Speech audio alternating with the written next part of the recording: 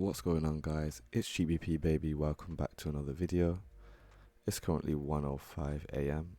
on the 10th of January 2024, and yeah, this week is turning out to be a lot more consolidated than I anticipated. Today was quite the day, to be honest, and with CPI tomorrow on Thursday, and then we've got some more high impact news on Friday as well. Seeing this much consolidation this early in the week isn't necessarily surprising. However, it is a lot of consolidation, so the markets are getting very what's the word, they're starting to get very fickle, so to speak, but we're going to do what we can. And yeah, so I'm going to start on the weekly again on DXY, and I'm bringing our attention back to this fair value gap, and the reason for that is because the fact that we closed on our up day again on Tuesday shows that price may want to retest this bearish fair value gap. So this I've got my eyes set on, especially the midpoint. The midpoint of this lines up nicely with the midpoint of this wick as well, which is at 768. Like, I'm looking at this midpoint to see how we trade around that level. So today, in terms of Wednesday, let's drop down to the daily. I want to see, does price respect this level? In this level as well, we also have this volume imbalance, which I did draw our attention to last week, but and you'll see the midpoints line up pretty nicely on that. However, yeah, I'm just keeping my eyes on this level. Like, I'm happy for price to trade up to it, and if price continues to respect it, I can continue with my bias that I want to see lower dollar. However, if we are to trade through it and then start to find support at this level, it would definitely be hinting towards higher prices, and then at that point I'd start looking at this bearish order block and a potential run up into these relative equal highs residing up here. But until then, like I said, I'm just watching this level to see how we trade around that, and I still like the look of this south side liquidity below here. But yeah, you can see Tuesday was pretty range bound, and that's to say the least. There was a lot of back and forth price action, so you can see we're starting to really consolidate heavily here. We came up and took out Monday's high, which is interesting, and then this fair value gap again on the 4 hour. You can see how it is consolidating within that right now currently as well. So preferably I'd like to see us trade higher into this wick, and like I said, that daily fair value gap, inversion fair value gap, and then find resistance towards the end of the week and push lower. But with the way this is looking, probability is very low, so that's definitely one thing to take into consideration. Let's go to the 1 hour, and here on the 1 hour you can really see what I mean by consolidation, our back and forth action. So they're clearly just whipping around, taking people out of the market, but we can kind of see that who's likely going to be getting wiped out of the market at this point. Well, any people going short on the Monday, they would have been taken out here on Tuesday's high, and then clearly last week as well we took out highs here, and obviously we ran into these relative equal highs. So it seems like they're constantly just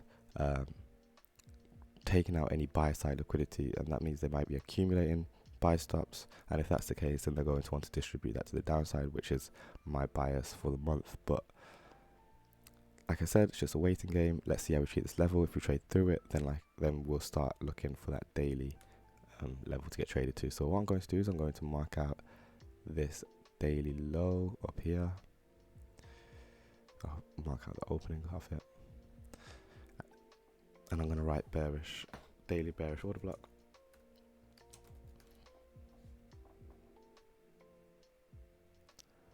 And at least I know now that price may want to draw up to that if we are to trade through this wick and start running for these highs.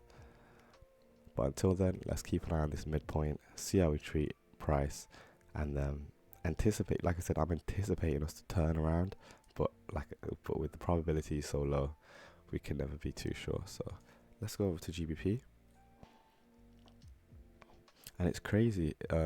It's crazy how in such a short span of time a bias for a week can change. And like I said, I haven't seen a Tuesday that consolidated in a very long time either, so there is that. Now GBP, I had a bias for higher pound and lower dollar, but you can see thanks to today's price action, the way we're closing lower, it's suggesting we may want to dip lower and grab more sell stops on GBP. So one thing ICT always just say to state is to look at the previous 3 days and to see what levels of these have been taken. For example, we can look at this low. We can look at this low. And then we can look at Friday's low as well. And then to look at the buy side of each as well. And then let's drop down to the low, high time frames and see what we can identify as potential draws, because price is going to want to draw to one of these. It's going to have a bias basically. It's going to want to draw to one of these. And if I'm correct in my dollar analysis, price may want to take out, say, Tuesday's low, maybe Monday's low before turning around, or it's just going to continuously run lower.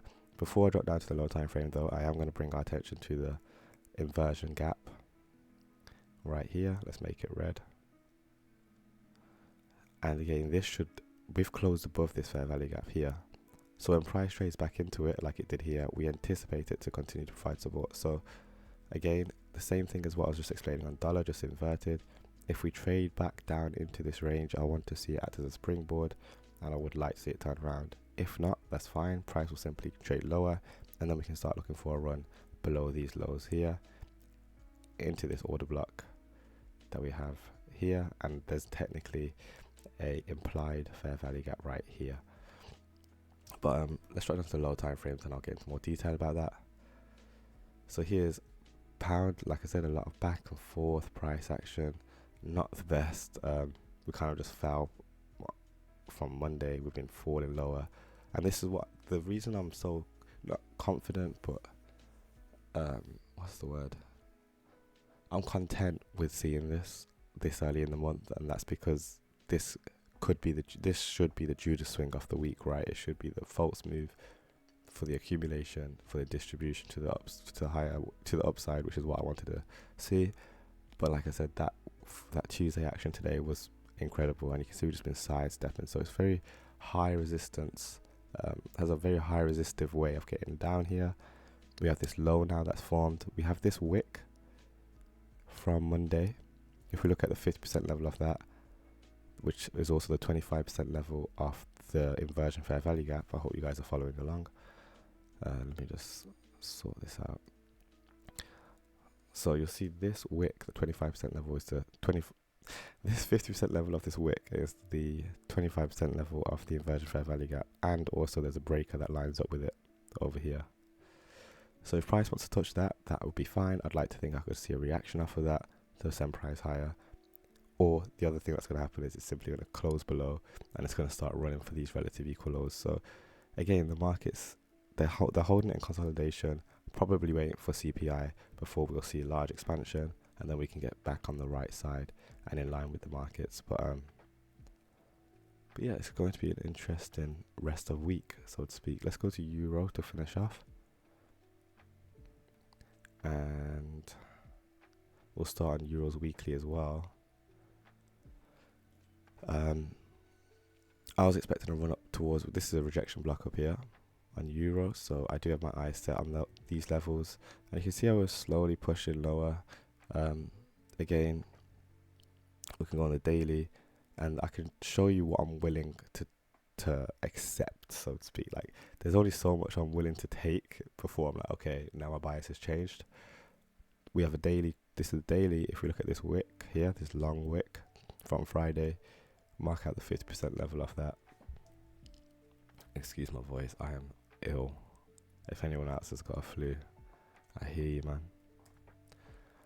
Look how we're treating this level. So again, in the new day, as in on Wednesday, I'm going to be looking how are we treating this level. We can wick below it, preferably. I'd like to see us close above it, and that would then keep my bias strong in wanting to see this high get ran for. And like I said, a potential run up into the rejection block, which is up here. But let's go to the 4 hour again, back and forth. I haven't really got much to say, guys. It's very consolidated markets and very dangerous markets because of that. What I'm going to do is I'm going to mark out the consequent encroachment of this long 4 hour wick Similarly to what I did on GBP's chart. There we go. So now we have some levels marked out that I'm willing to see price trade to. Before then, I'm like, okay, let's say we trade through it, close below it, and it's looking very bearish. Then I'll be like, okay, we're likely going to want to finish that run and fill in this liquidity void. If say we trade to it and I see a reaction off of it, then I'll be looking for this high, and that rejection block level to get targeted. Here's 1 hour again, heavy consolidation. We might want to dip down, grab those stops, because we're grabbing stops at 2 points here. We've grabbed stops from Monday here, and then we might want to grab Tuesday stops as well. So accumulation, because remember, smart money accumulates on the way down, and every time we accumulate, and it sends price higher. So this is potential. I'm just building a story or narrative here, but it'd be nice to see if we could come back down one more time and then see a large expansion away from that. Let me just double check if we have news today. I should know this. So there is no high impact news on the dollar this week. There is on euro, so there'll probably be more volatility on euro today. However, looking at Thursday with CPI, and then Friday we've got some high impact news as well. Looking at Tuesday with PPI, we might see Wednesday create a nice setup. So like I said, it's not uncommon for Wednesday to create a low of the week, for example, and then the rest of the week rally completely, because we now have a range for the week. I'll show you what I mean. Let's go to dollar and show you, just because. So let's just mark out 50% level of this as well, just so I'm. Let me see. I'm going to bring our attention to 50% level of this consequent encroachment. That's the highest I want to see price go for me to remain with a bearish bias. And I'll show you what I mean by if Wednesday was to create the high of the week on dollar. So if we mark out Monday's midnight candle like so, this is the lowest that price is traded to for the week, right? That would mean that if, let's say this is the high of the week, we'd then have a range, we'd have a low, a high, and then we can expect expansion lower. So that's why I'd be watching. Oh, my laptop's lagging.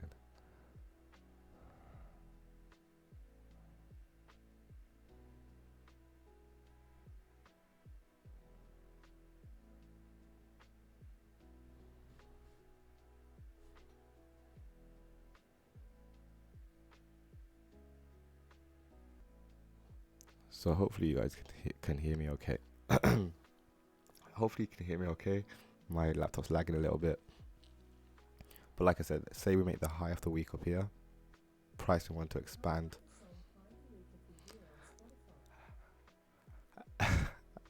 Price we want to trade up, create the high, and then we can look at these levels, extension levels, as to target. So we have the -1 level, and then if we look across, we can see that there's some relatively equal lows below here, that price we want to draw to, and an imbalance, and then the double extension, which will take us below this low from last year. So there's a lot of potential for the week. To be honest, I'd say just be patient until we see a large reaction, because like I said, price is very fickle, very high resistance going up. So until I see proper expansion, and that's what I mean, I want to see large candles like this. You know, I want to see clear direction. Once I witness that, then I can be on the right side of the market and start thinking about getting into a trade. But yeah, guys, stay safe. Don't forget to like, comment, and subscribe, and I'll catch you tomorrow. Peace.